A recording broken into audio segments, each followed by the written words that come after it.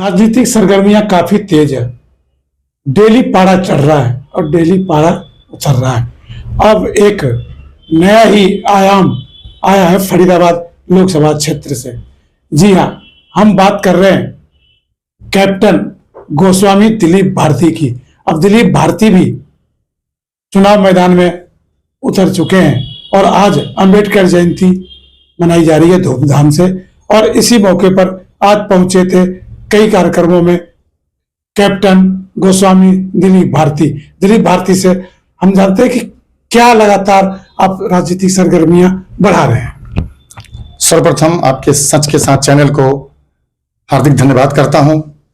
रही बात चुनावी सरगर्मियों की, जैसा कि आपको पता है कि लोकसभा चुनाव शुरू होने जा रहे हैं, तो आज हम सभी आज डॉक्टर भीमराव अम्बेडकर जी की जयंती है। सभी उपस्थित होकर के हमने श्रद्धा सुमन अर्पण किया है, जिसमें काफी लोग उपस्थित थे। सवाल उठता है कि आज की डेट में इस चुनावी माहौल में हम सभी इकट्ठा होकर के हम एक महापुरुष को श्रद्धा सुमन अर्पित करते हैं, लेकिन क्या कारण है कि इस देश में दोबारा कोई भीमराव अम्बेडकर पैदा नहीं होना चाहता, शहीद भगत सिंह नहीं बनना चाहता, सुभाष चंद्र नहीं बनना चाहता? उसके पीछे कारण एक ही है कि हमारे राजनीतिक लोग कभी भी नहीं चाहते कि कोई पढ़ा लिखा या बुद्धिजीवी व्यक्ति राजनीति में आए। तो दिलीप जी, अभी डबल है, अभी एक तरह चुनावी सरगर्मियां हैं और आपके छठ पूजा, नवरात्रे ये सब चल रहे हैं, ऐसे में और चुनावी माहौल गर्म है। आप तो जेजेपी पार्टी को आप क्यों सपोर्ट कर रहे हैं? देखिए, क्यों चुनाव? जननायक जनता पार्टी, जिसे हम जेजेपी कहते हैं, ये एक ऐसी पार्टी है जिसके हमारे मुखिया हैं श्री दुष्यंत चौटाला जी, जो हरियाणा के डिप्टी सीएम रहे हैं। इन्होंने लंदन से इकोनॉमिक्स किया हुआ है। हम एक ऐसी पार्टी से जुड़ना चाहते हैं जो शिक्षा के क्षेत्र में क्रांति लाए, जिससे हमारे हरियाणा का विकास हो सके। सवाल उठता है कि हम एक प्रवासी व्यक्ति हैं। इस देश के अंदर में जो भी व्यक्ति एक प्रांत से दूसरे प्रांत पर आकर निवास करता है, हम उसे प्रवासी कहते हैं। जिसका हमारा नारा है कि जात पात का भेदभाव इंकार है, प्रांतवाद का भेदभाव बेकार है, हम सब भारतवासी हैं, हमें भारत से प्यार है।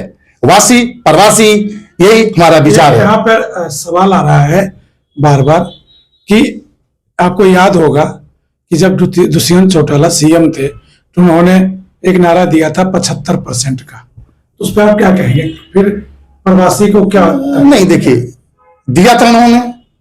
हर मंत्री या नेता कुछ न कुछ कह देते हैं, लेकिन हम लोग प्रवासी लोग दशरथ माझी, गुरु गोविंद सिंह जी की, भगवान बुद्ध की धरती से आते हैं, जो हम पहाड़ काट कर भी रास्ता बनाना जानते हैं।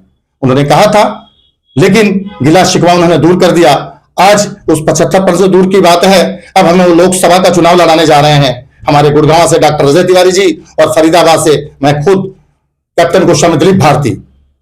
तो 10 लोकसभा क्षेत्र में से 2 पूर्वांचल को टिकट दिया है। जी बिल्कुल, 2 टिकट देने का उन्होंने आश्वासन दिया है और हम उसी पर हम चल करके इस जंग को जीतेंगे।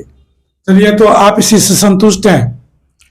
जी, संतुष्ट बिल्कुल है कि इस 75 साल के इतिहास में जितनी भी तमाम पार्टियां हैं, हम पूर्वांचल के लोगों का उपयोग करती है, यूज एंड थ्रो करती है। कोई भी पार्षद का भी टिकट नहीं देता, कोई किसी को पद नहीं देता है, लेकिन एक ऐसी पार्टी है जो हमें लोकसभा चुनाव लड़ाना चाहती है। तो अब छठ पूजा है, तो कैसे अभी तो भीड़ भाड़ होगी पूर्वांचल का, बिहार के लोगों का, तो कैसे लोगों के पास पहुंचाएंगे संदेश? देखिए, ये सिंपल सा संदेश है। लोगों तक पहुंचने का माध्यम आज का सोशल मीडिया है। पहले का जमाना नहीं रहा। हम लोग सूर्य की पूजा करने वाले लोग, जिस तरह सूर्य नहीं बदलता है, उस तरह हम लोग जहां जुड़ते हैं सूर्य की तरह नहीं बदलते हैं। सूर्य को पूजते इसीलिए हैं कि हे छठ माता, हमें वह शक्ति दे, हमें भक्ति दे, वह साहस दे, ताकि हम देश के अंदर एक क्रांति ला सके। आज छठ पूजा है, चैत का छठ पूजा है। शाम को हमारे माताएं बहनें 3 दिन का व्रत रखने के बाद अर्घ्य देंगे। आज आपके हमारे फरीदाबाद के सेक्टर 29 के पुल पर इसका बहुत बड़ा कार्यक्रम किया जा रहा है, जिसमें हम सभी सम्मिलित होकर इस पूजा को सफल बनाएंगे। चलिए, मैं अच्छी बात है, 2 सीट पूर्वांचलियों को जजपा ने दिया है, तो और जनता से आप क्या अपील करना चाहते हैं? क्या चाहते हैं? देखिए, जनता, फरीदाबाद की जनता से मैं अपील करना चाहता हूं कि 10 साल होने को जा रहे हैं। हमारे जो फरीदाबाद के माननीय मंत्री श्री किशन पाल गुर्जर जी हैं, बोलते हैं कि सबका साथ सबका विकास, लेकिन ऐसा नहीं होता है। सबका साथ और अपना विकास हो रहा है। अब देखिए 2014 में 26 मई 2014 का मोदी जी ने शपथ लिया था। फरीदाबाद का जो मेट्रो का पिलर जहां तक है, एक भी पिलर उन्होंने 10 साल में नहीं बनाया है। मझौली का पुल एक भी आपको उसके आगे नहीं बना है, न अभी तक उसकी शुरू हुआ है। जितने भी नहर के ऊपर में जो फ्लाईओवर बने हैं, ये सब पहले के कार्यकाल में जिस सरकार ने थी उसने बनाया है।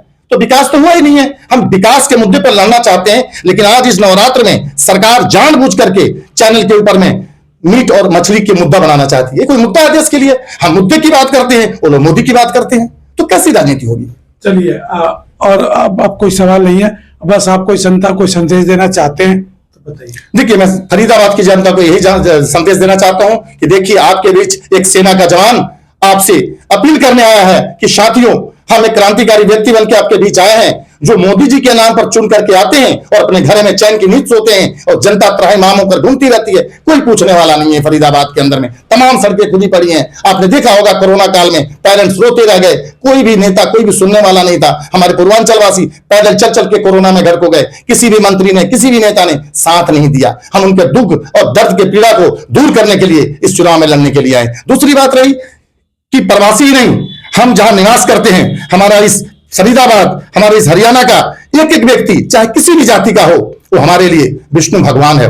कैसे? क्योंकि हम यहाँ का जल, अन्न, सब कुछ ग्रहण करते हैं। वो हमारे लिए विष्णु भगवान हुए और हम अतिथि देव भवो गणपति हुए। अरे जब गणपति के बिना सत्यनारायण भगवान की कथा पूरी नहीं हो सकती, तो भला इस हरियाणा का विकास कैसे हो सकता है? तो हम सभी मिलकर के 36 बिरादरी के लिए लोग वोट मांगते, लेकिन मैं बोलता हूं नहीं, प्रवासी हमारे लिए 37 बिरादरी हुई, और हम 37 बिरादरी से वोट की अपील करते हैं कि हमारा हाथ मजबूत करें। चलिए, ये थे कैप्टन गोस्वामी दिलीप भारती, जो बड़े जोश से, दमखम से लगातार ये अपना प्रयास कर रहे हैं। और ये तो वक्त ही बताएगा कि जनता किस करवट लेती है, लेकिन पूर्वांचल के लोग साथ हैं इनके, इस बात का इन्हें भरोसा है।